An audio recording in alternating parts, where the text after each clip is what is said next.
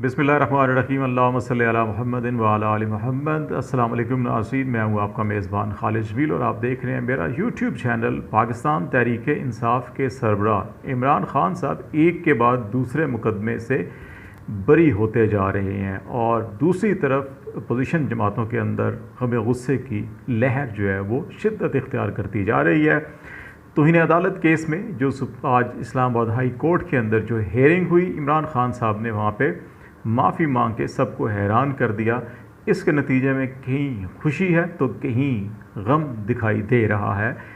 इस सिलसिले में हम बातचीत करेंगे कि अब पीटीएम हुकूमत और बिलखसूस पाकिस्तान मुस्लिम लीग नून, पीपल्स पार्टी और जेएसयूआई की आखिरी उम्मीद क्या है, जिसके नतीजे में वो ये चाहते हैं कि इमरान ख़ान साहब को नाअहल या कोई ऐसी सज़ा दी जाए कि उनको इलेक्शन में रास्ते से हटाया जा सके। तो उस उम्मीदों पर जो पीटीएम की हैं उस पर हम बातचीत करेंगे। दूसरा बड़ा अहम मामला,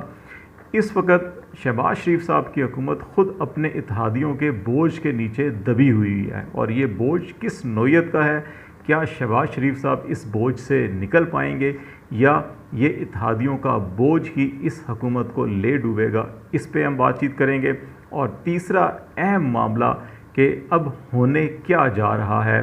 एक तरफ पाकिस्तान मुस्लिम लीग नून की क़यादत जो कौमी एहतसाब ब्यूरो एक्ट में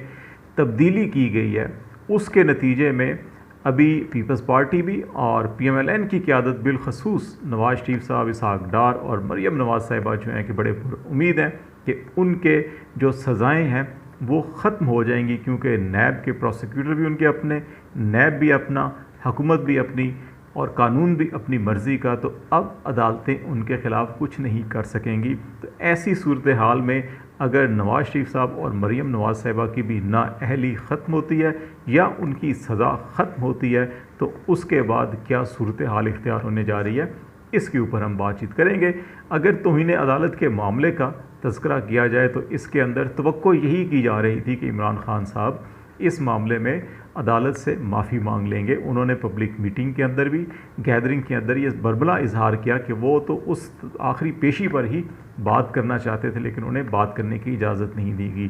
दूसरा बड़ा अहम मामला कि अदालती मामलीन की राय के बाद ये बड़ी हैरान कुन बात थी कि इस्लामाबाद हाई कोर्ट के पाँचों मुअज़्ज़ज़ जज साहबान ने कहा कि इसके बावजूद कि अदालती मामलीन ये समझते हैं कि ये मामला इतना संगीन नहीं कि तौहीन अदालत की कार्रवाई की जाए, इसके बावजूद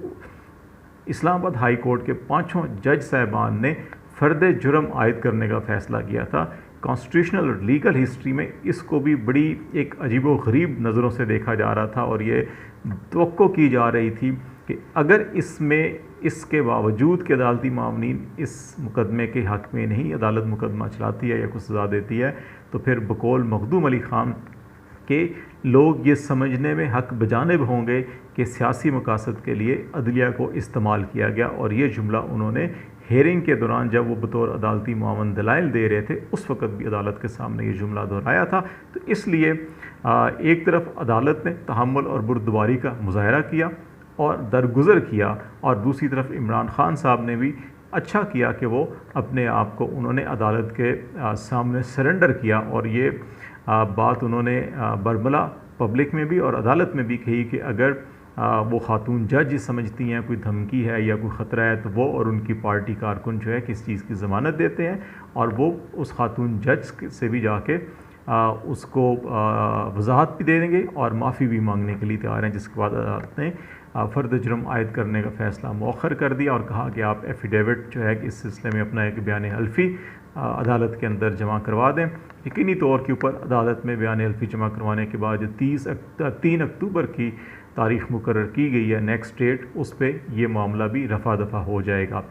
अब पीटीएम की सारी उम्मीदें जो हैं वो तोशाखाना केस और गैर ममनुआ फंडिंग केस के ऊपर लगी हुई हैं, लेकिन उसमें भी लगता यही है कि ये दाएं बाएं आगे पीछे से हाथ पांव पकड़ के कुछ ना कुछ तोशाखाना केस के अंदर करने की कोशिश करेंगे, लेकिन शायद बिल आखिर उस मामले में भी खुदा पहाड़ निकला चूहा के मुतरादिफ शायद कुछ भी ना हो सके, क्योंकि इमरान ख़ान साहब ने जो गिफ्ट बेचे थे और जो प्रॉफिट कमाया था वो उनके टैक्स रिटर्न्स के अगर अंदर मौजूद है, तो इसका मतलब है उन्होंने डिक्लेयर कर दिया, सरकारी दस्तावेज़ात के अंदर वो मौजूद है। अगर इलेक्शन कमीशन में 1 साल या उसके बाद जमा करवाए गए तो वो उसी साल अगर गोशवारों पर कोई एतराज़ हो तो उस पर बात की जा सकती है। और अब जो है कि वो 1 नहीं, 2 नहीं, 3 नहीं, 4 साल अगर गुजर चुके हैं तो फिर लीगल एक्सपर्ट्स ये कहते हैं कि उस सिलसिले में भी इलेक्शन कमीशन ऑफ पाकिस्तान नहीं कुछ कर सकता। लेकिन इसके बावजूद अगर ये सज़ा दी भी जाती है तो कॉन्स्टिट्यूशनल लीगल एक्सपर्ट्स के मुताबिक हाई कोर्ट, सुप्रीम कोर्ट 2 इस फैसले के ख़िलाफ़ जो है कि वो फोरम होंगे जहाँ से इमरान खान साहब को रिलीफ मिल सकता है और वो बड़ा कानूनी जवाज़ रखने वाला जो है कि रिलीफ होगा।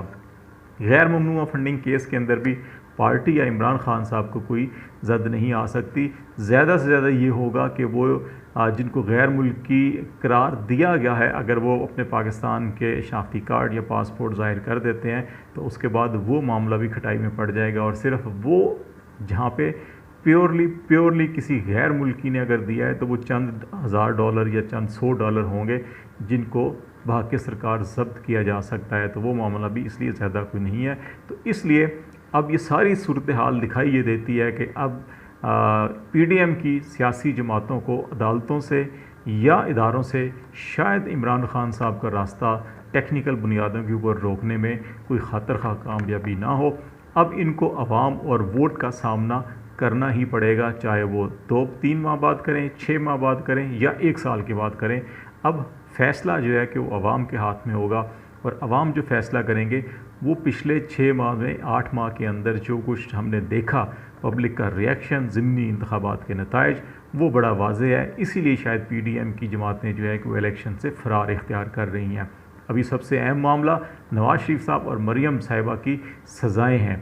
अब जो नैब कानून के अंदर तरमीम की गई है उसके बाद प्रोसिक्यूटर नैब जो हैं वो भी इनके अपने हैं, नैब के अंदर जो आला हुकाम हैं वो भी इनके अपने हैं और कानून जो है वो भी अपनी मर्ज़ी का है। तो इसके तनाजुर में अब सुप्रीम कोर्ट में मामला हो या हाई कोर्ट में हो या एहतसाब कोर्ट में हो, मामला जिस सतह पर भी हो, जजेस के सवालात का जवाब प्रोसिक्यूटर ने देना होता है और प्रोसिक्यूटर ही अगर मुल्ज़मान का अपना वकील हो तो फिर वो सवालों के जवाब गलत देगा तो अदालतें रिलीफ़ ही देंगी। दूसरा, कानून जो है अगर वही तब्दील कर दिया गया, अब बारे सबूत जो है कि मुल्ज़म नहीं, वो जो फ्लैट्स की बात की जाती थी, अपार्टमेंट्स की बात की जाती थी कि ज़रा बताएं कि पैसा कहाँ से आया, कहाँ से ख़रीदे, अब वो बारे सबूत नवाज़ शरीफ साहब, हुसैन नवाज़, मरियम नवाज़ या हसन नवाज़ के ऊपर नहीं, अब बारे सबूत नैब के ऊपर है और नैब में अपने आदमी बैठे हैं तो वो क्या सबूत देंगे। तो इसलिए ये गालिब इम्कान यही है कि इस्लामाबाद हाई कोर्ट के अंदर से नवाज़ शरीफ साहब और मरियम साहिबा को रिलीफ़ मिल जाएगा। इसी तनाजुर में अब ये गुफ्तगू इस्लामाबाद रावलपिंडी में ज़बान ज़द आम है कि या तो इन हाउस तब्दीली के लिए इमरान खान साहब को कन्विंस किया जा रहा है या फिर इलेक्शन होते हैं तो फिर मियाँ साहब की सज़ा भी ख़त्म, मरियम साहिबा की सज़ा भी ख़त्म, इमरान साहब भी जो है कि वो केसेस से फ्री हो जाएंगे, केसेस से जो है कि बरी हो जाएंगे। तो इसके बाद फिर हतमी फ़ैसला आवाम पर छोड़ दिया जाए। आवाम जिसको बेहतर समझते हैं उसको वोट देंगे, जिसको वो बेहतर नहीं समझते उसको रिजेक्ट कर देंगे। अदलिया के ऊपर तनकीद की जा सकती है, इदारों के ऊपर तनकीद की जा सकती है, तहकीक और तफ्तीश के ऊपर तनकीद की जा सकती है, लेकिन जब आवाम वोट दे देंगे तो फिर उसके बाद किस पे तनकीद की जाएगी। शायद अब ये कंसेंसस उस तरफ भी डेवलप हो रहा है, जो एक लेवल प्लेइंग फील्ड की बात की जाती है, तो शायद मामलात उस तरफ भी जा सकते हैं। देखते हैं कि अभी अगले आने वाले हफ्तों और महीनों के अंदर क्या डेवलपमेंट्स होती हैं। फ़िलहाल आज तक के लिए इतना ही। खालिद जमील को इजाज़त दीजिए। अल्लाह हाफिज़।